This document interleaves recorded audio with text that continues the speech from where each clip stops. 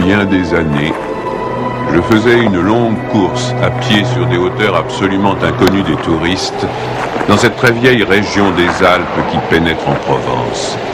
C'était, au moment où j'entrepris ma longue promenade dans ces déserts, des landes nues et monotones, vers 1200 ou 1300 mètres d'altitude. Il n'y poussait que des lavandes sauvages.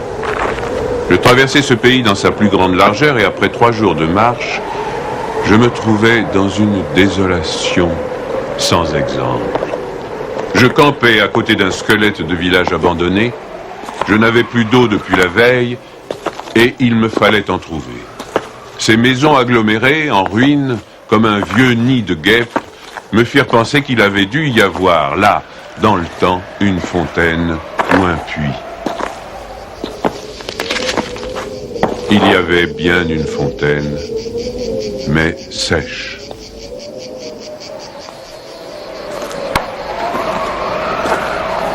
Les 5 à 6 maisons, sans toiture, rongées de vent et de pluie, la petite chapelle au clocher écroulé, étaient rangées comme le sont les maisons et les chapelles dans les villages vivants, mais toute la vie avait disparu.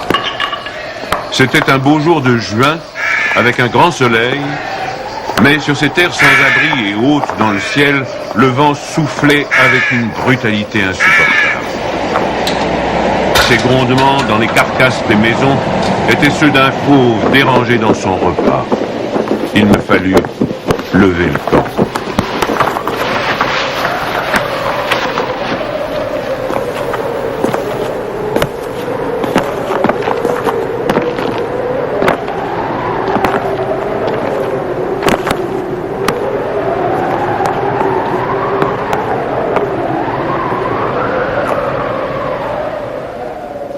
À 5 heures de marche de là, je n'avais toujours pas trouvé d'eau et rien ne pouvait me donner l'espoir d'en trouver. C'était partout la même sécheresse, les mêmes herbes ligneuses.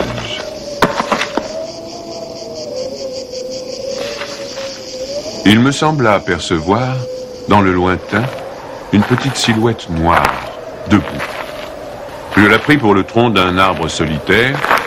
À tout hasard, je me dirigeai vers elle. C'était un berger. Une trentaine de moutons, couchés sur la terre brûlante, se reposaient près de lui. Il me fit boire à sa gourde.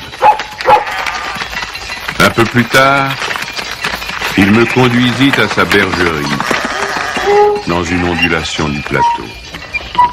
Il tirait son eau, excellente, d'un trou naturel très profond, au-dessus duquel il avait installé un treuil rudimentaire. Cet homme parlait peu, c'est le fait des solitaires, mais on le sentait sûr de lui et confiant dans cette assurance.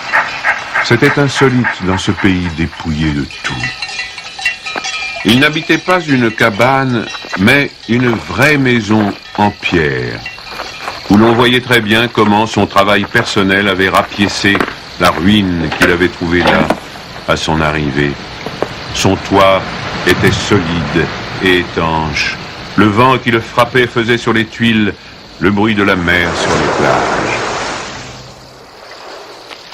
Son ménage était en ordre, son parquet balayé, son fusil graissé. La soupe bouillait sur le feu.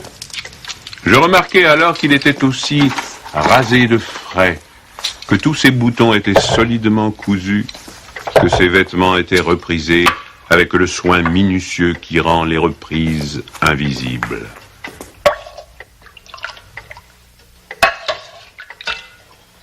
Il me fit partager sa soupe.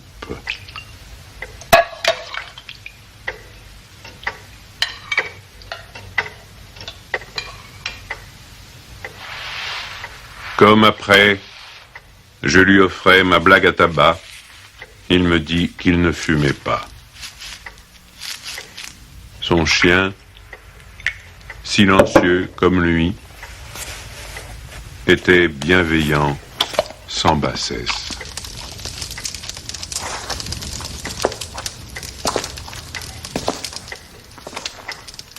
Il avait été entendu que je passerais la nuit là, le village le plus proche étant encore à plus d'une journée et demie de marche. Je connaissais parfaitement le caractère des rares villages de cette région. Il y en a 4 ou 5, dispersés, loin les uns des autres, sur les flancs de ces hauteurs, dans les taillis de chênes blancs, à la toute extrémité des routes carrossables. Ils sont habités par des bûcherons qui font du charbon de bois. Ce sont des endroits où l'on vit mal. Les familles, serrées les unes contre les autres, dans ce climat qui est d'une rudesse excessive, aussi bien l'été que l'hiver, exaspèrent leur égoïsme en vase clos. L'ambition irraisonnée s'y démesure. Dans le désir continu de s'échapper de cet endroit, les hommes vont porter leur charbon à la ville, puis retournent. Les plus solides qualités craquent sous cette perpétuelle douche écossaise. Les femmes mijotent des rancœurs. Il y a concurrence sur tout, aussi bien pour la vente du charbon de bois que pour le banc à l'église, pour les vertus qui se combattent entre elles, pour les vices qui se combattent entre eux, et pour la mêlée générale des vices et des vertus, sans repos. Par là-dessus, le vent également sans repos irrite les nerfs. Il y a des épidémies de suicide et de nombreux cas de folie, presque toujours meurtrières.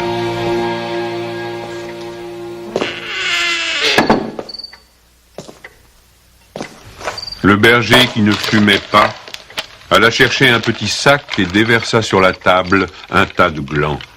Il se mit à les examiner, un après l'autre, avec beaucoup d'attention, séparant les bons des mauvais. Je fumais ma pipe, je proposais de l'aider. Il me dit que c'était son affaire. En effet, voyant le soin qu'il mettait à ce travail, je n'insistais pas. Ce fut toute notre conversation. Quand il eut du côté des bons un tas de glands assez gros, il les compta par paquets de 10. Ce faisant, il éliminait encore les petits fruits ou ceux qui étaient légèrement fendillés, car il les examinait de fort près. Quand il eut ainsi devant lui 100 glands parfaits, il s'arrêta et nous allâmes nous coucher. La société de cet homme donnait la paix. Je lui demandai le lendemain la permission de me reposer tout le jour chez lui. Il le trouva tout naturel, ou plus exactement, il me donna l'impression que rien ne pouvait le déranger. Ce repos ne m'était pas absolument obligatoire, mais j'étais intrigué et je voulais en savoir plus. Il fit sortir son troupeau et le mena à la pâture. Avant de partir, il trempa dans un seau d'eau le petit sac où il avait mis les glands soigneusement choisis et comptés. Je remarquai qu'en guise de bâton, il emportait une tringle de fer grosse comme le pouce et longue d'environ 1,50 m.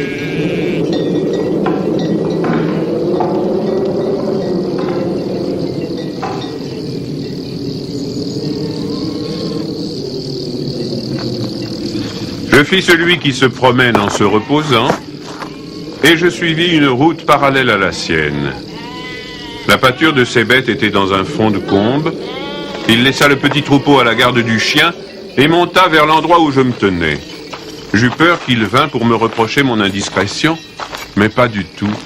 C'était sa route, et il m'invita à l'accompagner si je n'avais rien de mieux à faire. Il allait à 200 mètres de là, sur la hauteur. Arrivé à l'endroit où il désirait aller, il se mit à planter sa tringle de fer dans la terre. Il faisait ainsi un trou dans lequel il mettait un gland, puis il rebouchait le trou. Il plantait des chênes. Je lui demandai si la terre lui appartenait. Il me répondit que non. Savait-il à qui elle était? Il ne savait pas. Il supposait que c'était une terre communale ou peut-être était-elle la propriété de gens qui ne s'en souciaient pas. Lui ne se souciait pas de connaître les propriétaires. Il planta ainsi ses sanglants avec un soin extrême.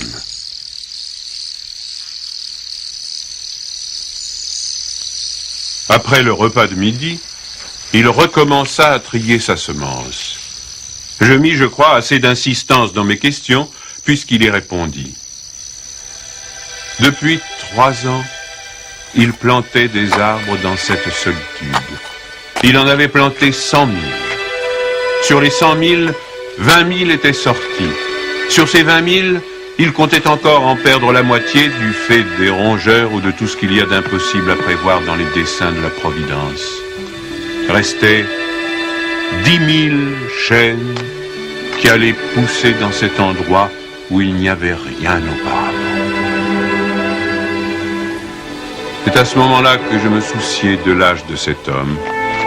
Il avait visiblement plus de 50 ans. 55, me dit-il. Il s'appelait Elzéar Bouffier. Il avait possédé une ferme dans les plaines. Il y avait réalisé sa vie. Il avait perdu son fils unique, puis sa femme. Il s'était retiré dans la solitude où il prenait plaisir à vivre lentement avec ses brebis et son chien. Il avait jugé que ce pays mourait par manque d'arbres. Il ajouta que n'ayant pas d'occupation très importante, il avait résolu de remédier à cet état de choses. Mon jeune âge me forçait à imaginer l'avenir en fonction de moi-même et d'une certaine recherche du bonheur. Je lui dis que dans 30 ans, ces 10 000 chênes seraient magnifiques. Il me répondit très simplement que si Dieu lui prêtait vie, dans 30 ans, il en aurait planté tellement d'autres que ces 10 000 seraient comme une goutte d'eau dans la mer. Il étudiait déjà la reproduction des hêtres et il en avait près de sa maison une pépinière issue des faînes. Les sujets qu'il avait protégés de ses moutons étaient de toute beauté. Il pensait également à des bouleaux pour les fonds où, me dit-il, une certaine humidité dormait à quelques mètres de la surface du sol. Nous nous séparâmes le lendemain. L'année d'après, il y eut la guerre de 14 dans laquelle je fus engagé pendant 5 ans. Un soldat d'infanterie ne pouvait guère y réfléchir à des arbres.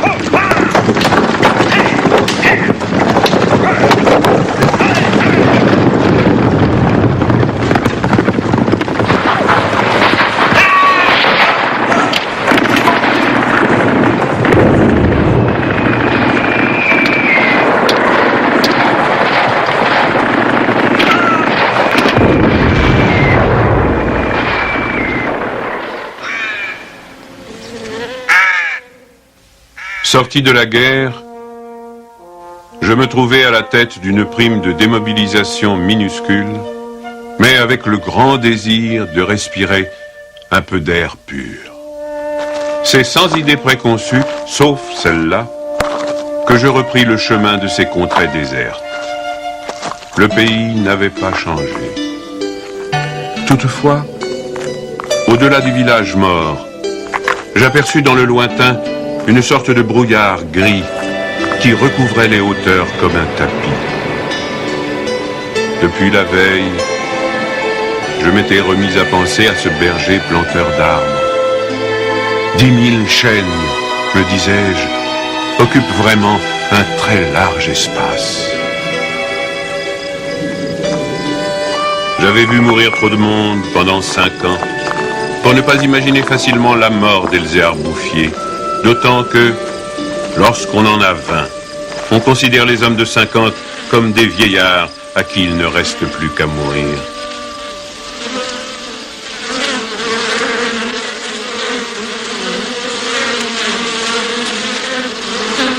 Il n'était pas mort. Il avait changé de métier. Il ne possédait plus que 4 brebis, mais par contre, une centaine de ruches. Il s'était débarrassé des moutons qui mettaient en péril ses plantations d'arbres. Il ne s'était pas du tout soucié de la guerre. Il avait imperturbablement continué à planter. Les chênes de 1910 avaient alors 10 ans et étaient plus hauts que moi et que lui. Le spectacle était impressionnant. J'étais littéralement privé de parole. Et comme lui ne parlait pas, nous passâmes tout le jour en silence à nous promener dans sa forêt. Elle avait en 3 tronçons 11 kilomètres de long et 3 kilomètres dans sa plus grande largeur. Quand on se souvenait que tout était sorti des mains et de l'âme de cet homme, sans moyens techniques, on comprenait que les hommes pourraient être aussi efficaces que Dieu dans d'autres domaines que la destruction. Il avait suivi son idée. Et les hêtres qui m'arrivaient aux épaules, répandus à perte de vue, en témoignaient. Les chênes étaient drus et avaient dépassé l'âge où ils étaient à la merci des rongeurs. Quant au dessein de la Providence elle-même, pour détruire l'œuvre créée, il lui faudrait avoir désormais recours au cyclone. Il me montra d'admirables bosquets de bouleaux qui dataient de 5 ans, c'est-à-dire de 1915, de l'époque où je combattais à Verdun. Il leur avait fait occuper tous les fonds où ils soupçonnaient, avec juste raison, qu'il y avait de l'humidité presque à fleur de terre. Ils étaient tendres comme des adolescents et très décidés. La création avait l'air d'ailleurs de s'opérer en chaîne.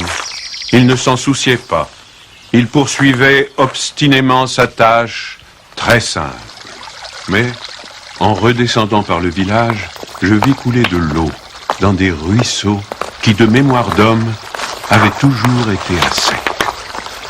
C'était la plus formidable opération de réaction qu'il m'ait été donné de voir. Ces ruisseaux secs avaient jadis porté de l'eau dans des temps très anciens. Certains de ces villages tristes dont j'ai parlé au début de mon récit s'étaient construits sur les emplacements d'anciens villages gallo-romains dont il restait encore des traces, dans lesquels les archéologues avaient fouillé et ils avaient trouvé des hameçons à des endroits où, au XXe siècle, on était obligé d'avoir recours à des citernes pour avoir un peu d'eau. Le vent aussi dispersait certaines graines. En même temps que l'eau réapparut, réapparaissaient les saules, les osiers, les prés, les jardins, les fleurs et une certaine façon de vivre. Mais la transformation s'opérait si lentement qu'elle entrait dans l'habitude sans provoquer d'étonnement. Les chasseurs qui montaient dans les solitudes à la poursuite des lièvres ou des sangliers avaient bien constaté le foisonnement des petits arbres, mais ils l'avaient mis sur le compte des malices naturelles de la terre. C'est pourquoi personne ne touchait à l'œuvre de cet homme. Si on l'avait soupçonné, on l'aurait contrarié. Il était insoupçonnable. Qui aurait pu imaginer, dans les villages et les administrations, une telle obstination dans la générosité la plus magnifique?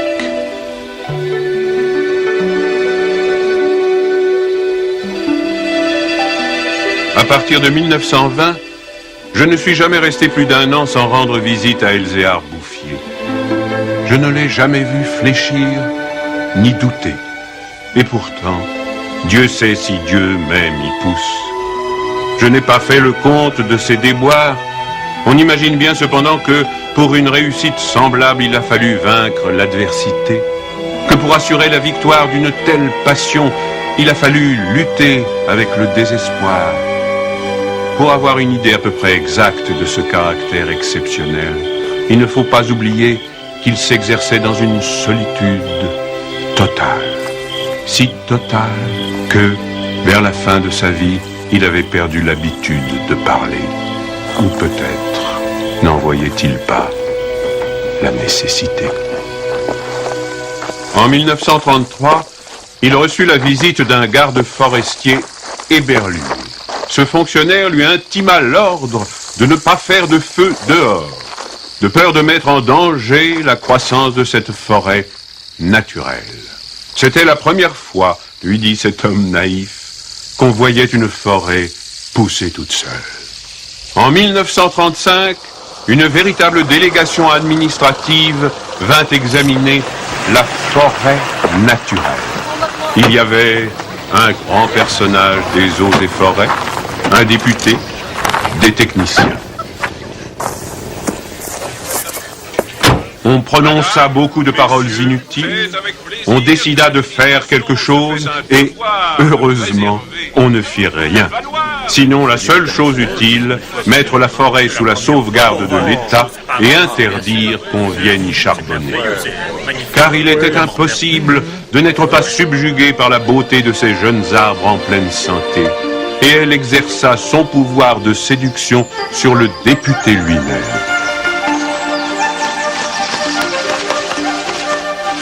J'avais un ami parmi les capitaines forestiers qui était de la délégation. Je lui expliquai le mystère. Un jour de la semaine d'après, nous allâmes tous les deux à la recherche d'Elzéar Bouffier.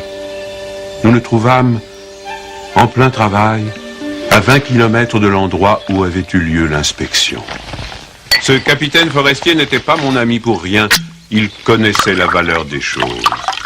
J'offris les quelques œufs que j'avais apportés en présent. Nous partageâmes notre casse-croûte en trois, et quelques heures passèrent dans la contemplation muette du paysage. Le côté d'où nous venions était couvert d'arbres de 6 à 7 mètres de haut.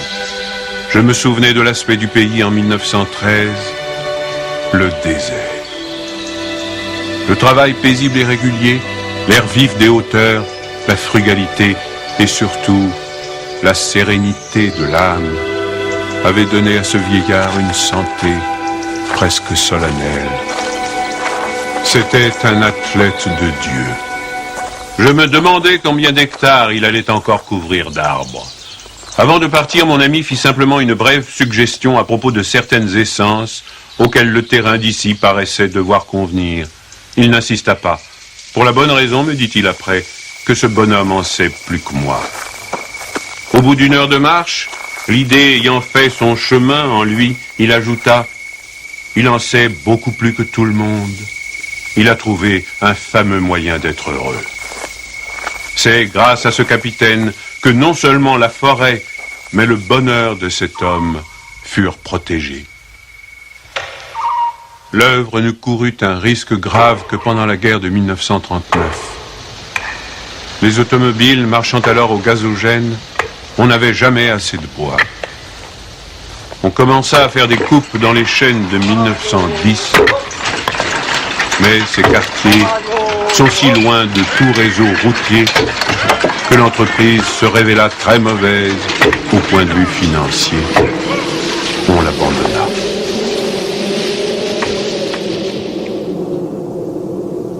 Le berger n'avait rien vu. Il était à 30 km de là, continuant paisiblement sa besogne, ignorant la guerre de 39, comme il avait ignoré la guerre de 14. J'ai vu Elzéar Bouffier pour la dernière fois en juin 1945. Il avait alors 87 ans. J'avais donc repris la route du désert, mais maintenant, malgré le délabrement dans lequel la guerre avait laissé ce pays, il y avait un car qui faisait le service entre la vallée de la Durance et la montagne. Je mis sur le compte de ce moyen de transport relativement rapide le fait que je ne reconnaissais plus les lieux de mes premières promenades. J'eus besoin d'un nom de village pour conclure que j'étais bien cependant dans cette région jadis en ruine et désolée.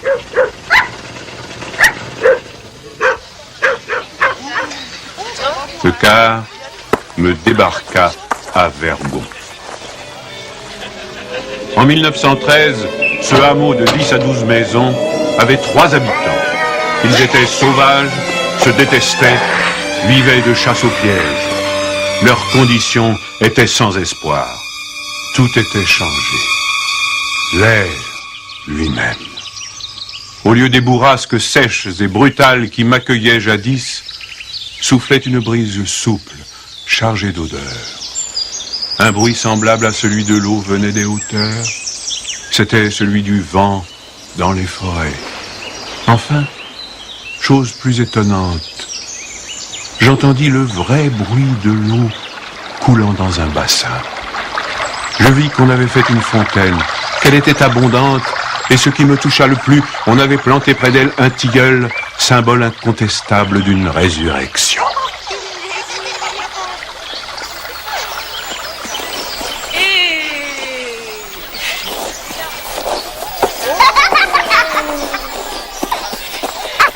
Par ailleurs, Vergon portait les traces d'un travail pour l'entreprise duquel l'espoir est nécessaire. L'espoir était donc revenu. On avait déblayé les ruines, abattu les pans de murs délabrés. Les maisons neuves, crépies de frais, étaient entourées de jardins potagers où poussaient, mélangés mais alignés, les légumes et les fleurs, les choux et les rosiers, les poireaux et les gueules de loup, les céleris et les anémones. C'était désormais un endroit où l'on avait envie d'habiter. À partir de là, je fis mon chemin à pied. La guerre dont nous sortions à peine n'avait pas permis l'épanouissement complet de la vie, mais Lazare était hors du tombeau. Sur les flancs abaissés de la montagne, je voyais de petits champs d'orge et de seigle en herbe. Au fond des étroites vallées, quelques prairies verdissaient.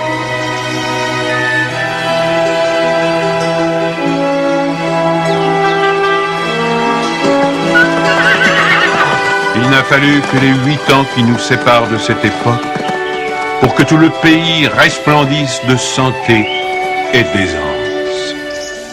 Sur l'emplacement des ruines que j'avais vues en 1913, s'élèvent maintenant des fermes propres, bien crépies, qui dénotent une vie heureuse et confortable. Les vieilles sources, alimentées par les pluies et les neiges que retiennent les forêts, se sont remises à couler. À côté de chaque ferme, dans des bosquets d'érables, les bassins des fontaines débordent sur des tapis de menthe fraîche. Les villages se sont reconstruits peu à peu. Une population venue des plaines où la terre se vend chère s'est fixée dans le pays, y apportant de la jeunesse, du mouvement, de l'esprit d'aventure. On rencontre dans les chemins des hommes et des femmes bien nourris, des garçons et des filles qui savent rire et ont repris goût aux fêtes campagnardes.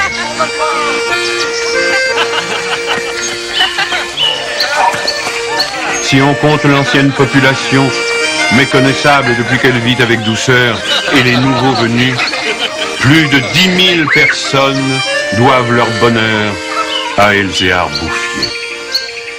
Quand je pense qu'un homme seul, réduit à ses simples ressources physiques et morales, a suffi pour faire surgir du désert ce pays de Canaan, je trouve que malgré tout, la condition humaine est admirable. Mais, quand je fais le compte de tout ce qu'il a fallu de constance dans la grandeur d'âme et d'acharnement dans la générosité pour obtenir ce résultat, je suis pris d'un immense respect pour ce vieux paysan sans culture qui a su mener à bien cette œuvre digne de Dieu. Elzéar Bouffier est mort paisiblement en 1947 à l'hospice de Banon.